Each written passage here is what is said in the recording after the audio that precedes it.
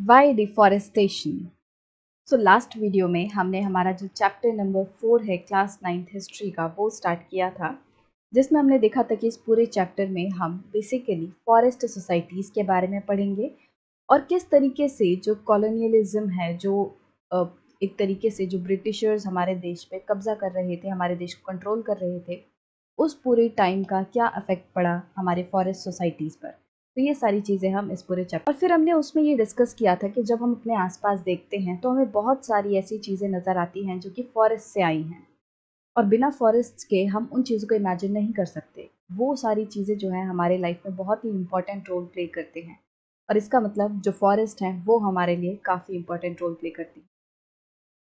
और जो फॉरेस्ट हैं वो सिर्फ और सिर्फ हमारे लिए ही नहीं बल्कि जानवर हो गए, पेड़ पौधे, मतलब कि जो पेड़ पौधे हैं उनकी जो अलग अलग स्पीशीज़ हैं वो नष्ट ना हो जाएं, वो लुप्त ना हो जाएं, इस चीज़ को मेंटेन करने में भी जो फॉरेस्ट है वो मदद करते हैं कि जो अलग अलग स्पीशीज़ के प्लांट्स हैं वो फॉरेस्ट में हम प्रिजर्व करके रख सकते हैं।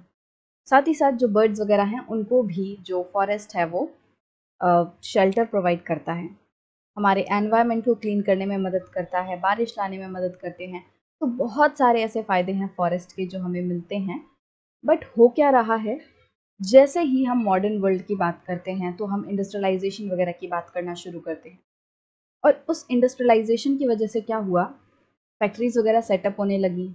फैक्ट्रीज सेटअप होने लगी, उसके लिए जगह चाहिए और जगह कहाँ से आएगी, वो लोगों ने जंगलों को क्लियर करके प्राप्त करने की कोशिश की।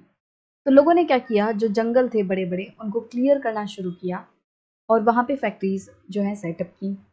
साथ ही साथ पॉपुलेशन जो है वो बढ़ती जा रही थी, उसकी वजह से क्या हो रहा था, ग्रेन्स की डिमांड बढ़ रही थी, खाने की डिमांड बढ़ रही थी और खाने की डिमांड को पूरा करने के लिए अब ज़रूरत थी कि ज़्यादा से ज़्यादा जो एग्रीकल्चरल लैंड है उसका प्रोक्योरमेंट किया जाए, ज़्यादा से ज़्यादा खेती की जाए। अगेन खेती करने के लिए ज़मीन कहाँ से आएगी, तो उस ज़मीन को पाने के लिए जंगलों को सेक्रीफाइस करना पड़ा। तो बहुत सारे जंगल जो है वो खेती करने के लिए भी काटे गए। इस तरीके से हमने और भी रीजंस पढ़े थे कि फायरवुड हो गया, उसके लिए जंगलों को काटा जा रहा है, पैस्चर के लिए जंगलों को काटा जाता है। तो बहुत से ऐसे कारण हैं जिसकी वजह से हमारे जो जंगल हैं वो खत्म हो रहे हैं। तो इसका हमने समझा था कि जब इस तरीके से एक साथ बहुत ज़्यादा पेड़ों को काटा जाता है, पेड़ खत्म होते हैं, जंगल खत्म होते हैं, इस चीज़ को हम कहते हैं डिफॉरेस्टेशन, मतलब फॉरेस्ट खत्म हो रही हैं। और हमने कहा था कि इस पूरे सेक्शन में अब हम ये देखेंगे कि आखिरकार ये डिफॉरेस्टेशन क्यों हुआ, क्या ऐसे कारण थे जिनकी वजह से इंडिया में ये डिफॉरेस्टेशन हुआ। तो एक बार मैं इस चीज़ को रीड कर लेती हूँ। The disappearance of forest is referred to as deforestation. तो जब जंगल खत्म होते हैं, जब जंगल डिसअपियर होने लगते हैं, लुप्त होने लगते हैं, उस चीज़ को हम कहते हैं deforestation. Deforestation is not a recent problem. अब आज के ज़माने में हम बहुत ज़्यादा बात करते हैं क्लाइमेट चेंज की, डिफॉरेस्टेशन की, ये सारी प्रॉब्लम्स की हम बहुत बात करते हैं, ग्लोबल वार्मिंग हो गया। बट ये सारी जो दिक्कतें हैं इंक्लूडिंग डिफॉरेस्टेशन, ये बहुत ही ऐसी बात नहीं है कि आज ही की प्रॉब्लम है, ये काफ़ी टाइम से चली आ रही हैं, पिछले कई सालों से ये जो प्रॉब्लम्स हैं वो और ज़्यादा तेज़ी से उभर कर आ रही हैं। तो ये ऐसा नहीं है कि आज और कल की बात है या 1-2 सालों की बात है, ये काफ़ी पुराने टाइम से हमें ये प्रॉब्लम्स जो हैं डिफॉरेस्टेशन जैसी प्रॉब्लम्स देखने मिल रही हैं। The process began many centuries ago. अब ये जो डिफॉरेस्टेशन का प्रोसेस है, जंगलों का खत्म होने का प्रोसेस है, आज से कई सेंचुरीज मतलब सदियाँ, एक सदी में 100 साल होते हैं, तो काफ़ी सदियों पहले से ही ये जो पूरा प्रोसेस है डिफॉरेस्टेशन का वो शुरू हो चुका था। But under colonial rule it became more systematic and extensive. But जब कॉलोनियल रूल हुआ, जब अंग्रेज यहाँ पर आए, तो उसकी वजह से ये जो प्रोसेस है डिफॉरेस्टेशन का वो और ज़्यादा तेज़ हो गया और बड़े लेवल पे होने लग गया और काफ़ी सिस्टमेटिकली ये चीज़ जो है होने लग गई कि जंगलों को सिस्टमेटिकली ख़त्म किया जा रहा है। प्रॉपर स्ट्रेटजीज बनाई जा रही हैं कि हाँ इन जंगलों को ख़त्म करेंगे, ये काम करेंगे, इसके बाद ये फैक्ट्री यहाँ पे सेटअप करेंगे, या जो जंगलों में पेड़ हैं उनकी लकड़ियाँ इस पर्टिकुलर काम के लिए यूज़ की जाएंगी। तो इस तरीके से जो पूरा प्रोसेस है ये और तेज़ी से हमें देखने मिला कॉलोनियल रूल के टाइम। इसका मतलब ये नहीं है कि कॉलोनियल रूल से ही ये सारी चीज़ें शुरू हुई, उससे पहले भी डिफॉरेस्टेशन जो है हम शुरू कर चुके थे। मतलब इंडिया में उससे पहले भी डिफॉरेस्टेशन हो रहा था बट उसका लेवल बहुत ज़्यादा बड़ा नहीं था, ये बड़ा अंग्रेज़ों के आने के बाद बना। Let us look at some of the causes of deforestation in India. अब आगे हम कुछ कारणों को डिस्कस करेंगे जिसकी वजह से इंडिया में डिफॉरेस्टेशन हुआ। In 1600, approximately 1/6 of India's land mass was under cultivation. 1600 के टाइम पे क्या था, 1600 में मतलब 17th सेंचुरी के शुरुआत में इंडिया का जितना भी लैंड मास है, इंडिया पे जितनी भी ज़मीन है, उसका 1/6 जो लैंड मास है वो अंडर कल्टीवेशन था। मतलब कि 1/6 हिस्से पे खेती हो रही थी। Now that figure has gone up to about half. और ये जो फिगर है, मतलब पहले जो टोटल लैंड मास के 1/6 एरिया पे कल्टीवेशन हो रही थी, अब इंडिया के टोटल लैंड मास के हाफ एरिया पे लगभग खेती होती है। मतलब मान लो इंडिया का एरिया जो है 100% है, राइट। तो 1600 के टाइम पे क्या हो रहा था कि 100/6 इतना परसेंट जो एरिया है वो अंडर कल्टीवेशन था। तो लगभग 16.67% जो है एरिया वो खेती में लिया जाता था। बट अगर हम अब बात करें कि इंडिया के टोटल लैंड मास का कितना एरिया अंडर कल्टीवेशन है, तो वो लगभग 50% हो चुका है। मतलब 100% का हाफ लगभग एरिया जो है अब वो खेती में लिया जा रहा है, कि हमारे देश का जितनी भी लैंड मास है, जितनी भी ज़मीन है, उसका आधे हिस्से पर खेती हो रही है। As population increased over the centuries and the demand for food went up, peasants extended the boundaries of cultivation, clearing forest and breaking new land. अब हुआ क्या, जैसा कि अभी मैंने आपको बताया कि जैसे जैसे पॉपुलेशन बढ़ने लगी, तो उसके साथ साथ क्या हुआ, लोग बढ़ेंगे तो वो खाने की और ज़्यादा डिमांड करेंगे। ज़्यादा लोग होंगे तो उनके लिए ज़्यादा खाना चाहिए होगा। तो ज़्यादा खाने की डिमांड को पूरा करने के लिए जो पेजेंट्स हैं, जो किसान हैं, वो क्या करने लग गए, वो ज़्यादा एरिया को कल्टीवेट करने लग गए। और ज़्यादा एरिया लाया कहाँ से उन्होंने, तो ये मान लो ये पूरा एरिया है और इस किसान का घर जो है मान लो, और यहाँ पे साइड में उसने अपना खेत बना रखा था, यहाँ पे वो खेती कर रहा था, और बाकी सारे यहाँ पे इस इलाके में क्या थी, यहाँ पे पूरे जंगल थे, ये रेड रेड वाले में। इसके खेत के अलावा सारी जगह जंगल थे। अब क्या हुआ कि इनको खेती करने की ज़रूरत पड़ी कि भाई ज़्यादा लोग बढ़ रहे हैं, ज़्यादा अनाज की ज़रूरत है, तो ज़्यादा खेती करनी पड़ेगी। तो इसने क्या किया, अपने खेत के आसपास के जो जंगल थे उनको काट दिया और अपने खेती के एरिया को बढ़ा लिया।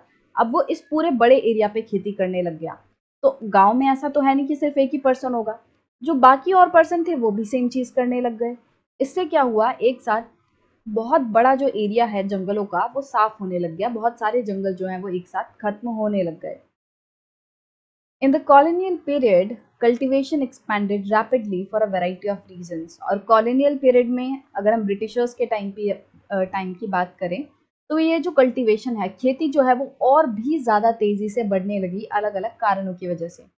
पहला कारण था, first, the British directly encouraged the production of commercial crops like jute, sugar, wheat and cotton. पहला कारण तो ये था कि जो ब्रिटिशर्स थे वो लोगों को एक तरीके से फोर्स कर रहे थे, एनकरेज कर रहे थे कि वो कमर्शियल क्रॉप्स उगाएं। कमर्शियल क्रॉप क्या होती है, जब आप किसी चीज़ को सिर्फ बेचने के लिए, सेल करने के लिए आप किसी चीज़ को उगा रहे हो, खाने के पर्पज से नहीं बल्कि बेचने के पर्पज से, तो वो होता है कमर्शियल पर्पस। जैसे कि जूट, जूट जो होता है, सन की खेती जिसे कहते हैं, तो जूट को कोई खाएगा तो है नहीं, जूट अगर उगेगा तो वो सिर्फ और सिर्फ बेचने के लिए उगाया जा रहा है। तो जूट की खेती, ऐसी चीज़ों की खेती जो है ब्रिटिशर्स ने करानी शुरू की। शुगर, मतलब कि जो शुगर केन होता है उसकी खेती इनकरेज की, वीट, कॉटन, तो इन सारी चीज़ों की खेती जो है उसने जो ब्रिटिशर्स हैं वो लोगों को बोल रहे थे कि आप इन सब चीज़ों की खेती करो। और इससे क्या हुआ कि लोग ज़्यादा से ज़्यादा इन चीज़ों को उगाने लग गए, और इन चीज़ों को उगाने के लिए वो लोग ज़्यादा से ज़्यादा ज़मीनों पे ये सारी खेतियाँ करने लग गए। शुरू शुरू में क्या हुआ, लोगों को इन खेतियों से फ़ायदा भी हो रहा था कि अगर वो जूट उगा रहे हैं, शुगर वगैरह कर रहे हैं, उगा रहे हैं, तो शुरू शुरू में लोगों को लगा कि बड़ा फ़ायदा हो रहा है, बट अल्टीमेटली लोगों को प्रॉब्लम्स फेस करनी पड़ी। The demand for these crops increased in the 19th century. Europe, where food grains were needed to feed the growing urban population and raw materials were required for industrial production. अब हुआ क्या कि ये जो crops वगैरह हैं, जो अनाज हैं, उनकी डिमांड यूरोप में बढ़ने लग गई 19th सेंचुरी तक आते आते। मतलब लगभग 1800 वाला जो पीरियड है, उसमें जो ये वाली क्रॉप्स हैं, जूट, शुगर, व्हीट, कॉटन, इन सारी चीज़ों की डिमांड जो है वो यूरोप में बढ़ने लग गई। जो ब्रिटिशर्स हैं वो हमारे यहाँ के पेजेंट्स को इनकरेज कर रहे थे कि आप ये सारी चीज़ें उगाओ और इनको एक्सपोर्ट कर दो, इनको यूरोप भेज दो। तो क्योंकि यूरोप में भी अर्बन पॉपुलेशन बढ़ रही थी, वहाँ पे बहुत ज़्यादा सिटीज़ वगैरह डेवलप हो रही थी, पॉपुलेशन बढ़ रही थी, उसकी वजह से क्या हो रहा था कि वहाँ पे जो अर्बन सिटीज़ में लोग रह रहे हैं वो भी क्रॉप्स की या फिर वो भी फूड ग्रेन्स की डिमांड कर रहे थे। साथ ही साथ यूरोप में इंडस्ट्रियलाइजेशन हो रहा था, इंडस्ट्रियल जो प्रोडक्शन है, कॉटन क्लोथ्स वगैरह हो गए और जैसे इंडिगो वगैरह हो गई, तो इन सारी चीज़ों की डिमांड जो है वो यूरोप में बहुत ज़्यादा बढ़ रही थी। और इस बढ़ती डिमांड को पूरा करने के लिए हमारे यहाँ के जो पेजेंट्स हैं वो ये सारी क्रॉप्स को उगा रहे थे। तो ये पहला रीज़न हो गया कि जो यूरोपियंस हैं, जो ब्रिटिशर्स हैं, वो हमारे यहाँ के किसानों को ये सारी चीज़ें उगाने के लिए इनकरेज कर रहे थे और इस वजह से हमारे देश में जो खेती का एरिया है वो तेज़ी से बढ़ने लग गया। Second, in the early 19th century the colonial state thought that forest were unproductive. दूसरा कारण ये था कि अर्ली 19th सेंचुरी में, वही कि 1800 के शुरुआती दौर में क्या हुआ कि जो कॉलोनियल स्टेट है, ब्रिटिशर्स जो हैं वो ऐसा समझने लग गए कि जो जंगल है वो अनप्रोडक्टिव है, कि जंगल तो किसी इस्तेमाल में आ ही नहीं रहे। उनके लिए प्रोडक्टिव चीज़ क्या है कि जिससे पैसा आए। तो जो यूरोपियंस हैं, ये जो ब्रिटिशर्स हैं, वो क्या कहने लग गए कि जंगल तो किसी काम आ ही नहीं रहे हैं, ये तो फालतू में पड़े हैं, ये अनप्रोडक्टिव हैं। तो इसकी वजह से क्या हुआ कि जो ब्रिटिशर्स हैं वो हमारे यहाँ के जंगलों को क्लियर करना शुरू कर रहे थे। They were considered to be wilderness that had to be brought under cultivation so that the land could yield agricultural products and revenue and enhance the income of the state. अब हुआ क्या कि ये जो ब्रिटिशर्स हैं वो ये समझ रहे थे कि ये जो जंगल पड़े हैं ये किसी काम के नहीं हैं और इसीलिए यहाँ पे क्या होना चाहिए, इन जंगलों को ख़त्म कर देना चाहिए, इन जंगलों को काट देना चाहिए और यहाँ पे खेती जो है वो स्टार्ट करनी चाहिए। उससे क्या होगा कि जब इस एरिया पे जंगलों को काट के जब वहाँ पे खेती होगी तो उससे उनके जो यूरोप में बढ़ती हुई डिमांड है, वहाँ पे जो वीट की डिमांड हो रही है, कॉटन की डिमांड हो रही है, ये सारी जो डिमांड है वो और अच्छे से फुलफिल हो पाएंगी। साथ ही साथ जो यूरोपियंस हैं ये क्या कर रहे थे, मतलब मेनली ब्रिटिशर्स जो हैं ये क्या कर रहे थे, ये हमारे यहाँ से रेवेन्यू कलेक्ट करते थे। वो क्या कर रहे थे, किसानों पे टैक्स लगाते थे। अब जितनी ज़्यादा खेती होगी उतना ज़्यादा उन्हें टैक्स मिलेगा। इसीलिए उन्होंने क्या किया, उन्होंने जंगलों को कटवा के वहाँ पे खेती जो है वो इनकरेज की कि ये जंगलों को हटाओ और यहाँ पे खेती करो। उससे क्या होगा, उनका रेवेन्यू बढ़ेगा, उन्हें ज़्यादा टैक्स मिलेगा। इसलिए भी जो ब्रिटिशर्स हैं वो जंगलों को कटवा रहे थे। So between 1880 and 1920, cultivated area rose by 6.7 million hectares. अब 1880 से लेके 1920 के बीच में जो पहले कल्टीवेशन एरिया था, मतलब जिस एरिया पे खेती होती थी, अब उसमें और ज़्यादा बड़े लेवल पे खेती हो रही थी और स्प्रेड में 6.7 मिलियन हेक्टेयर्स जो एरिया है वो और ज़्यादा बढ़ गया और इतने एरिया के ऊपर और ज़्यादा खेती होने लग गई। We always see the expansion of cultivation as a sign of progress. अब हम हमेशा जब भी ये देखते हैं कि हाँ एग्रीकल्चर बढ़ रहा है, खेती हो रही है, बड़े लेवल पे खेती हो रही है, तो हम ये मानते हैं कि हाँ प्रोग्रेस हो रही है, हम इसे प्रोग्रेस का साइन मानते हैं। But we should not forget that for land to be brought under plough forest have to be cleared. But हमें ये नहीं भूलना चाहिए कि जंगलों को काटा जा रहा है खेती को बढ़ाने के लिए। प्लाउ क्या होता है, हल होता है। तो अगर हम कह रहे हैं कि ज़्यादा से ज़्यादा ज़मीन पे हल चल रहे हैं, मतलब खेती बढ़ रही है, तो उसके लिए क्या हो रहा है, ये जो ज़मीन है वो जंगलों को काट के लाई जा रही है। इसका मतलब कि हम जो कह रहे हैं कि जंगल बढ़ रहे जो खेती है वो बढ़ रही है, तो उससे प्रोग्रेस हो रही है, वो एक साइन ऑफ प्रोग्रेस है।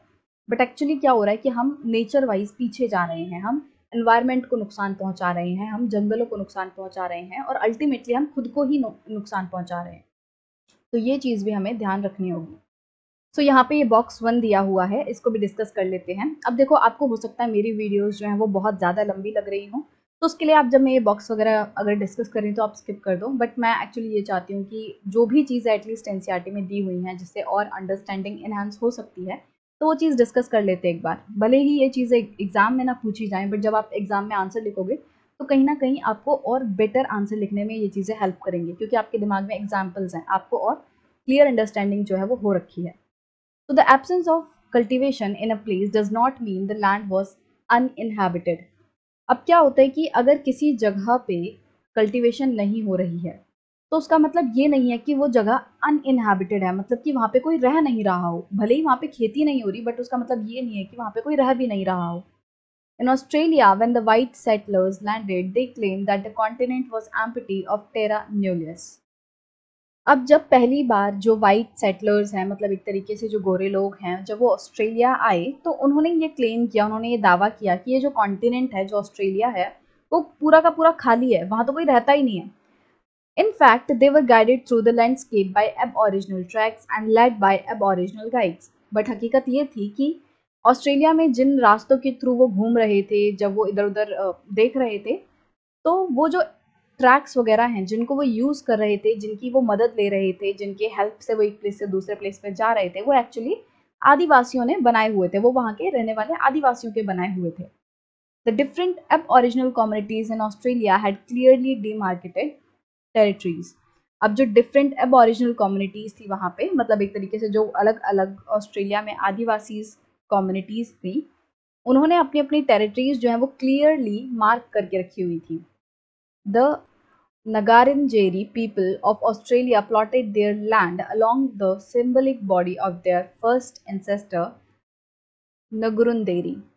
अब था क्या कि जो नगारिनजेरी कम्युनिटी थी ऑस्ट्रेलिया की, उन्होंने क्या किया हुआ था कि उनके जो फर्स्ट एंसेस्टर थे, उनके एक तरीके से जो पूर्वज थे नुगुरुंदेरी, उनकी सिंबलिक, उनके एक तरीके से जो उन्होंने प्रतीकात्मक या फिर जो उनकी इमेजिनरी बॉडी है कि उनके ऐसे हाथ होंगे, उनके ऐसे पैर होंगे, तो उस इमेजिनरी बॉडी के हिसाब से उन्होंने अपने इलाके को मार्क करके रखा था कि उनका एरिया जो है, उनके कम्युनिटी की जो टेरिटरीज हैं, वो उनके एंसेस्टर के सिंबलिक बॉडी के हिसाब से मार्केटेड थी। This land included 5 different environments, और ये जो लैंड थी इसमें 5 अलग तरीके के एनवायरमेंट्स थे। सॉल्ट वाटर था, मतलब कि खारा पानी देखने मिल रहा था, रिवराइन ट्रैक्स थी, नदियाँ वगैरह थी, लेक थे, बुश एंड डेजर्ट, और ये सारी चीज़ें इनके एरिया में थी। इसके साथ साथ plains which satisfied different socio economic needs.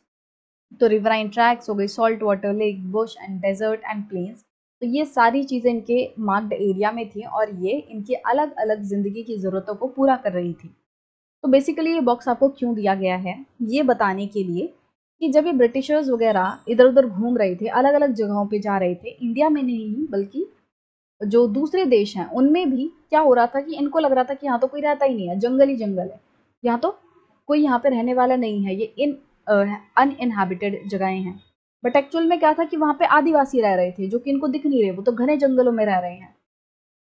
इसी तरीके से इंडिया का केस भी होगा कि जंगलों में हमारे यहाँ के आदिवासी वगैरह रह रहे हैं, जिनको कि ये लोग फिर बाद में निकलवाते हैं, हमारे जंगलों पे कब्जा कर लेते हैं, आदिवासी लोगों की जगह पे कब्जा कर लेंगे, राइट। तो ऐसा नहीं है कि इंडिया में ही ये लोग सेम चीज़ कर रहे थे, बल्कि दूसरे देशों में भी ये लोग सेम ही हरकतें कर रहे थे। The idea that uncultivated land had to be taken over and improved was popular with colonizers everywhere in the world. तो ये जो इनका आइडिया था कि अनकल्टिवेटेड लैंड को अपने कब्जे में ले लो, मतलब जिस एरिया पे खेती नहीं हो रही है उसको अपने कब्जे में ले लो और उसको अपने हिसाब से यूज़ करो, या तो उसे खेती में डालो या तो उस पर कुछ और बनाओ। तो ये जो पूरा आइडिया है वो इंडिया में ही नहीं बल्कि ये जो कॉलोनाइजर्स हैं वो पूरे वर्ल्ड में इस चीज़ को लगा रहे थे, क्योंकि अनकल्टिवेटेड लैंड पे वो लोग कब्जा कर ले रहे थे और कहते थे कि हम इस अनकल्टिवेटेड लैंड को इम्प्रूव करेंगे। और इसी आर्ग्यूमेंट को इन लोगों ने दिया कि उनका कॉन्क्वेस्ट जस्टिफाई करने के लिए कि वो अलग अलग एरियाज पे जो कब्जा करते फिर रहे हैं उसको वो लोग जस्टिफाई करते थे ये कह के कि हम तो इन जगहों को इम्प्रूव कर रहे हैं। तो 1896 में एक अमेरिकन राइटर थे रिचर्ड हार्डिंग, उन्होंने सेंट्रल अमेरिका की जो हॉन्डुरस जगह है उसके बारे में लिखा था और उन्होंने कहा था कि आज सबसे ज़्यादा रोचक सवाल जो है वो ये है, सबसे ज़्यादा इंटरेस्टिंग चीज़ या क्वेश्चन ये है कि जो हॉन्डुरस में जो जगहें पड़ी हैं, जो एक तरीके से उनके हिसाब से जो खाली ज़मीनें पड़ी हैं, उनका क्या किया जाए।